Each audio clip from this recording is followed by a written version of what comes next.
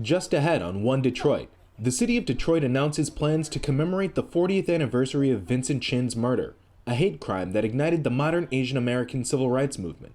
Plus, it's Asian American and Pacific Islander Heritage Month. We'll kick off a series of conversations with members of Metro Detroit's Asian American community. Also ahead, we'll hear from the African American developers breathing new life into Detroit's former Fisher Body Plant number 21. And renowned musician Chucho Valdés talks about his role as artist in residence for this year's Detroit Jazz Festival.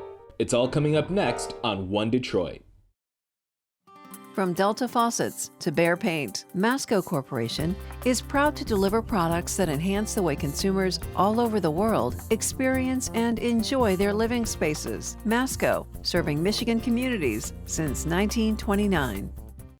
Support for this program is provided by the Cynthia and Edsel Ford Fund for Journalism at Detroit Public TV, the Kresge Foundation.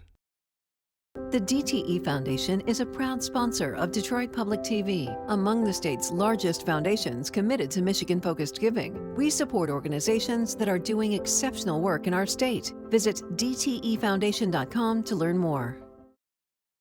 Nissan Foundation, and viewers like you.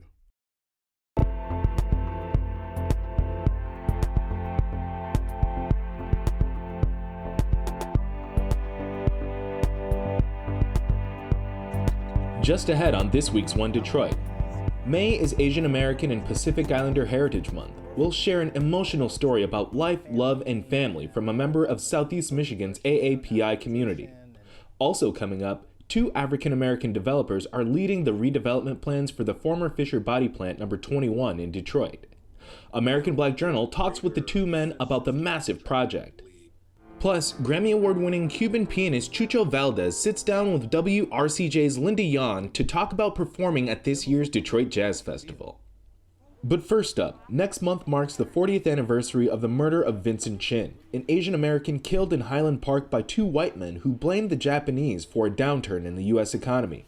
One Detroit senior producer Bill Kubota has been working on a series of reports about the racially motivated murder of Vincent Chin and how it sparked the modern Asian American civil rights movement. He has the story on the city's upcoming remembrance of Chin.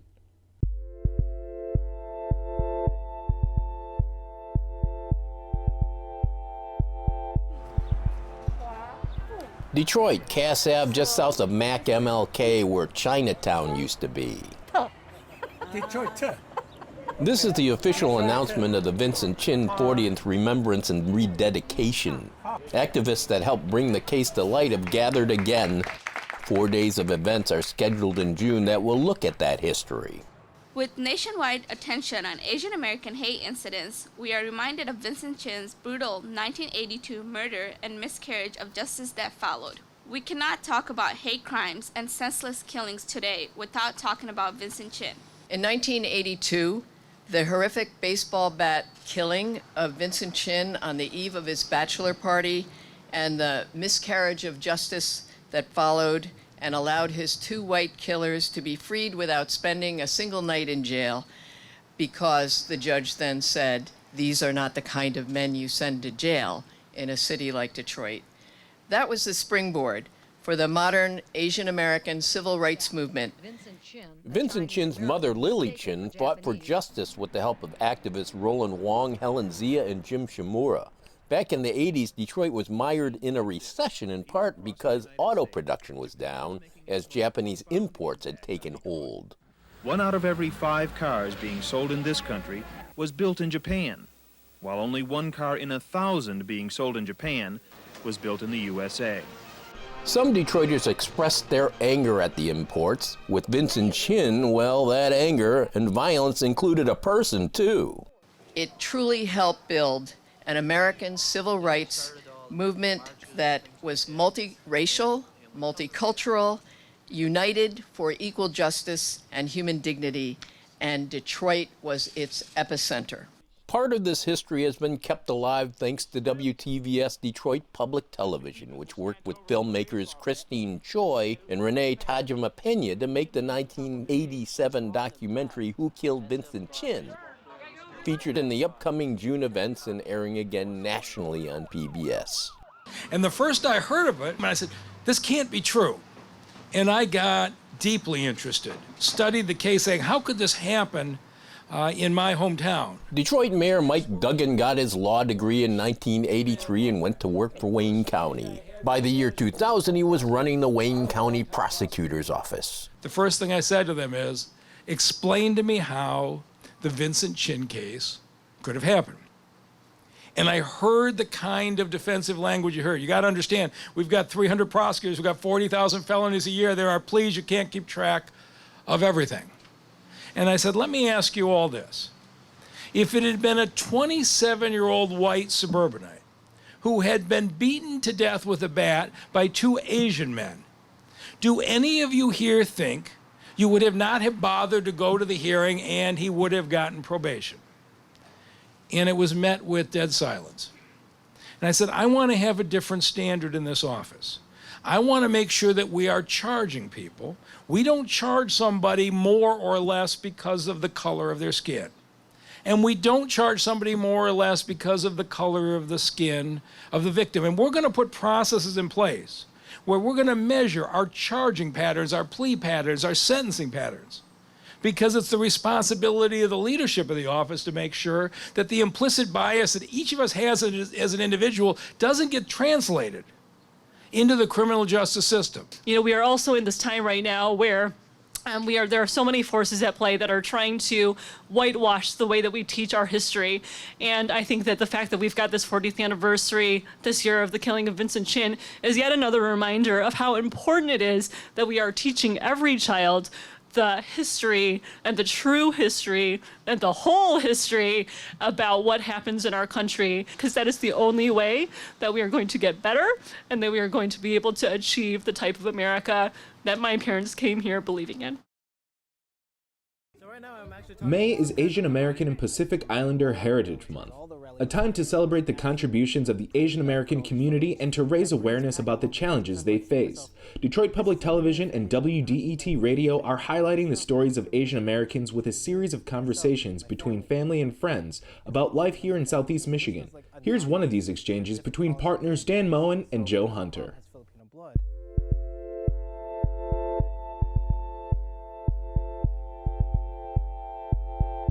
You said that you were adopted. How much did you know about your Filipino history or background when you got over here? Like, what was that like for you? Well, when I was born, I was in an orphanage up until about I was 8 months old. Then I came over here to the United States. And both me and my sister are both adoptees. We're not biologically related. My mom is half Filipino and half Caucasian. And it turns out back in 1988, at least at that time from the way I was told, every country adopts differently. There's different policies that are in place. So because my mom has Filipino blood, they allowed me to be adopted by her and my dad. We grew up in our household learning about our heritage and culture through what we call Filipino Day. And Filipino Day was a little bit more specifically about our adoption, not so much about the culture per se of the Philippines, but more understanding about what it means to be an adoptee.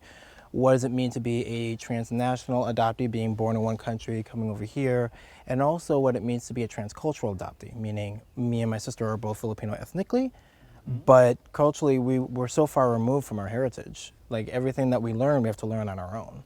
I remember like when we were first dating, there was a challenge because you held a lot of things close to the chest. And one of them that I remember vividly was there was this collection of things related to your adoptive story. I could kind of see the hurt and the pain and the trauma. What was going through your mind when, you know, that first day when you showed me that? Yeah, I remember that day. So both my sister and I have adoption papers, and it gives you the entire history about the family and all about like our legal papers showing our nationalization and everything. So one of the things that was in there was a little album. Look at this face. Oh my God. And in the album it has my baby photos, it has like all that kind of information from the orphanage, and somebody handwritten the entire backstory of my birth mother. So they were saying like she was born here, she had this child, all this other stuff. Growing up was always that little piece of there's something inside of you, there's a little story about you, Dan, that you may not fully comprehend now, but later in life it's probably going to hit you hard. And over the years, it just built, and that passion and drive took off after middle school. And then by high school and into college, talk about cultural and diversity, like Filipino became like almost an epicenter for me because it became something that is close to me on a more intimate level that is very difficult to explain. For more on the AAPI stories, go to onedetroitpbs.org. Plans are underway to transform a long-abandoned Detroit auto plant into housing and retail space. The old Fisher Body Plant number 21 has sat empty for nearly 30 years, but now a team led by two African-American developers is planning to convert the 600,000 square foot space into more than 400 apartments. BridgeDetroit's Orlando Bailey talked with developers Richard Hosey and Gregory Jackson on American Black Journal.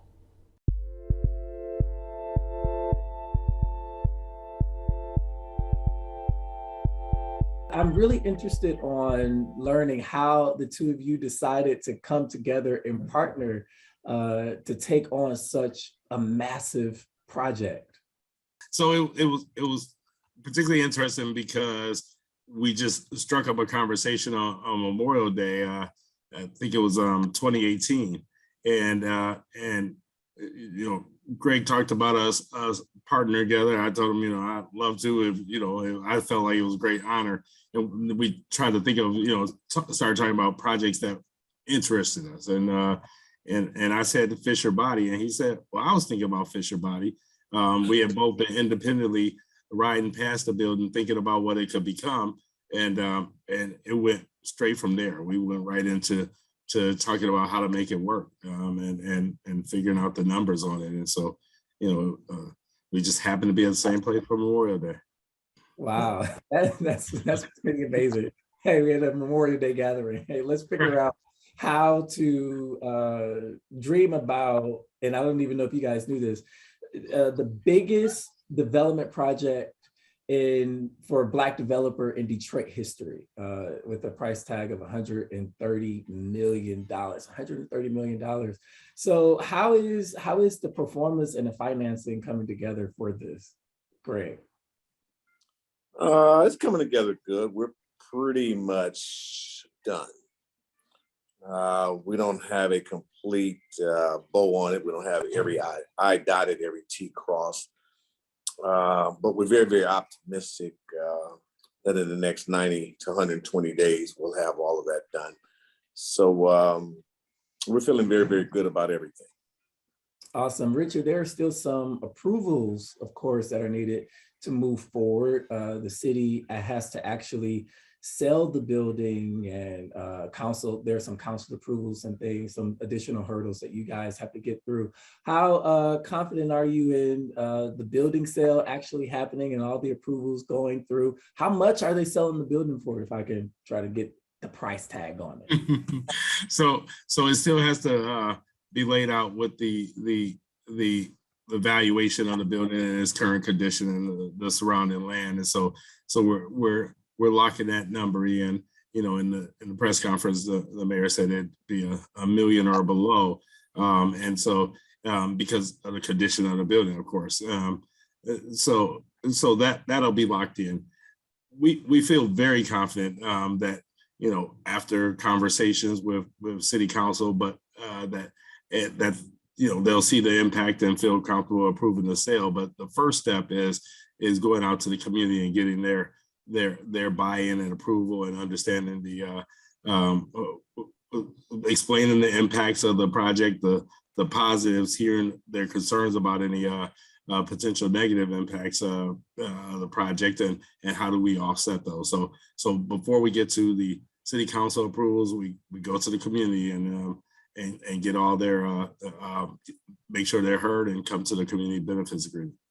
I mean, it's really cool to hear developers talking about the community engagement strategy. I think a project of this size and magnitude actually triggers that community benefits agreements ordinance that was enacted a few years ago. So what does that process look like for you all? I mean, are you guys beginning that now?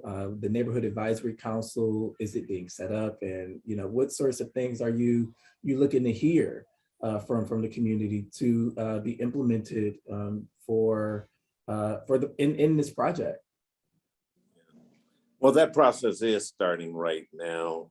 We expect to have it completed, hopefully by the time we get to June, maybe somewhere in there. There's 8 to 10 meetings that are associated with that. I'm not sure what we expect to hear from the community. What's interesting about this community is that it's largely a business industrial community. Now, there's a greater census tract, I believe, that we reach out to the north, which is called the North End, which used to be very dense, which is very sparse right now. So there is some housing attached to that. I'm not sure exactly what we will hear from the community as a whole. Our expectation would be that the community would be excited about getting rid of a building that has been part of Detroit's ruined porn for so long, that the community would be excited about reactivating a neighborhood and bringing housing into it. That the community would be, in the city as a whole, would be excited about the prospect of not spending somewhere between, our estimates are $10 to $25 million to have to tear down a structure which would come out of the city budget. And instead of spending that money out of the city budget, now that money can be allocated toward other developments and community projects around the city. Plus, obviously, taking a building that has not been on the city tax rolls for many years and restoring it to the city tax roll. So we would hope that the community would feed into all those positive things and join us in celebrating this and getting it across the finish line. Yeah, I don't think we can overstate how exciting it is to see two African-American developers working on such a monumental project. One of the things that right now is in the ethos is, the rise of construction costs and the conversation around getting Black-owned Detroit-based talent and contractors. What does your purview and management strategy look like given those caveats, Richard? So that's one of the things that Greg and Annika, myself, and our partner Kevin Lawan, we always from the beginning felt very comfortable with. We've always tried to use as many Detroit contractors. We believe in their strength, we believe in their expertise, and we believe in speaking with them about any areas where it would be a barrier to them being on a project of any size, and helping remove those barriers. We found that to be a successful strategy from a business perspective, and not just from a community or social perspective. So, when the solution to one problem is the solution to the other, then that's perfect. And we were already doing that, and that's what we'll do here. The Detroit Jazz Festival is expected to return to live in-person performances in downtown Detroit over the Labor Day weekend.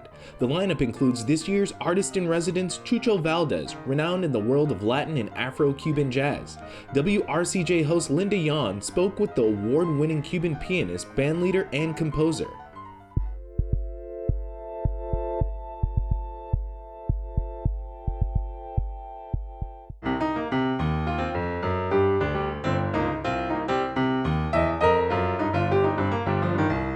Chucho, welcome back to Detroit, and please give us your thoughts on the Detroit-Havana connection. In my opinion, it's one of the most important festivals in the world of jazz. He tenido la suerte, ya dije, de tocar varias veces antes. I've been lucky enough to play before, but this time, as an artist in residence, it's really a huge honor for me. Voy a poder presentar. I will be able to present a lot of projects that I've been working on. Sobre todo First of all, the one called The Creation. It's a suite in 3 parts. And it describes the influences of the African music in the Caribbean, in the United States, in Africa, and everything else. Ese es el primer proyecto que voy a... The second one is Duet. Con Diane. With Diane Reeves, one of my favorite singers. Joe Lubano. Joe Lubano.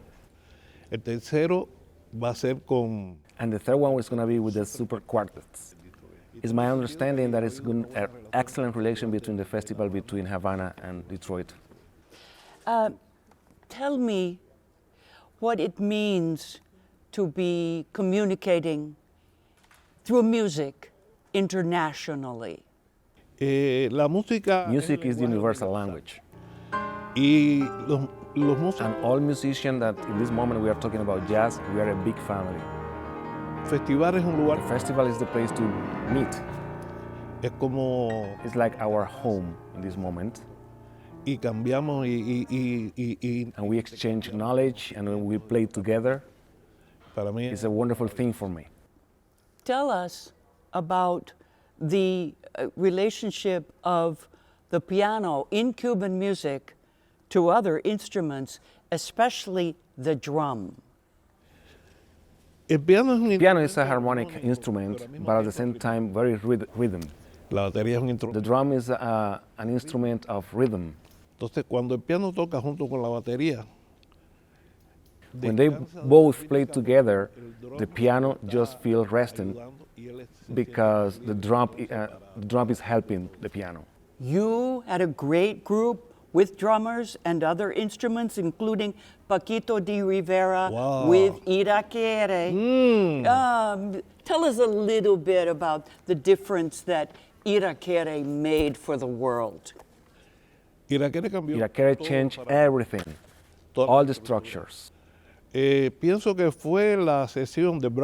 it was the brass section most important, and the one that plays more influences in all the history of Cuba. Paquito de Rivera, Arturo Sandoval, Jorge Barona y Carlos Averof.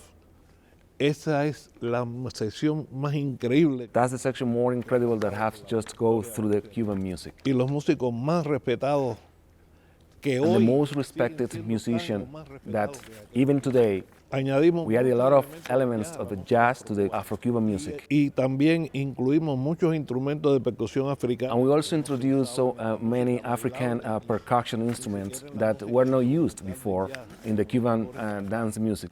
Yeah. La bata. La bata. La bata. Ella sabe. Yeah, beautiful you know. drum. Yeah, I do.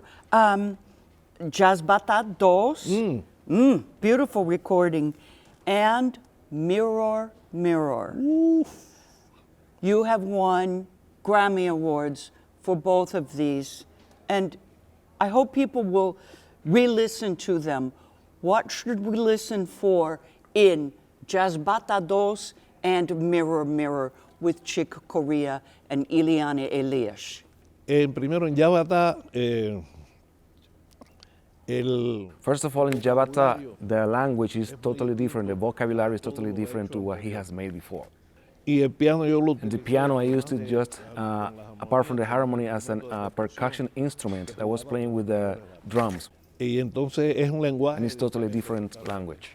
Ahora, el espejo. Mirror, Mirror is one of the most beautiful experiences in all my life. Porque yo... Because I adore Eliana Elias. La música de Brasil. Brazilian music is incredible. But she also managed just to deal with the Afro-Cuban music, all the languages. Y Chick Corea. Chick Corea, who, by the way, is one of my heroes. Yo me sentí muy cómodo. I felt very comfortable in that language among us. Give us some of your other dreams and jazz hopes for the world. Ya lo estoy trabajando. I'm working on it. Estoy trabajando ahora. I'm working on a vocabulary and language, Cuban, Afro-Cuban jazz. Pero con otra forma de... But with another way of expression. Y con un sentido... And with a harmonic feeling totally different to the one that we have done so far. Yo creo que puede... I think it could be something different to everything that we have done before. Bueno. Buenísimo. Muy bueno. Oh, Chucho, gracias. Thank you.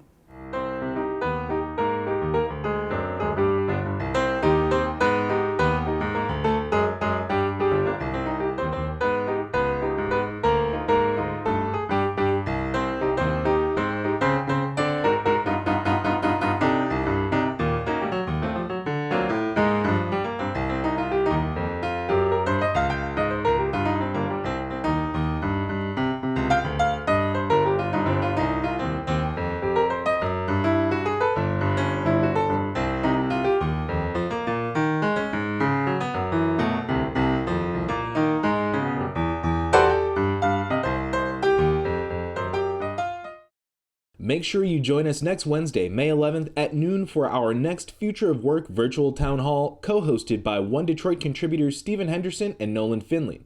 They'll discuss Michigan's future in the auto industry. We hope you'll be part of this important conversation. That will do it for this week's One Detroit. Thanks for watching. Make sure to come back for One Detroit Arts and Culture on Mondays at 7:30 p.m. Head to the One Detroit website for all the stories we're working on. Follow us on social media and sign up for our weekly newsletter. From Delta Faucets to Behr Paint, Masco Corporation is proud to deliver products that enhance the way consumers all over the world experience and enjoy their living spaces. Masco, serving Michigan communities since 1929. Support for this program is provided by the Cynthia and Edsel Ford Fund for Journalism at Detroit Public TV, the Kresge Foundation. The DTE Foundation is a proud sponsor of Detroit Public TV, among the state's largest foundations committed to Michigan-focused giving. We support organizations that are doing exceptional work in our state. Visit dtefoundation.com to learn more. Nissan Foundation, and viewers like you.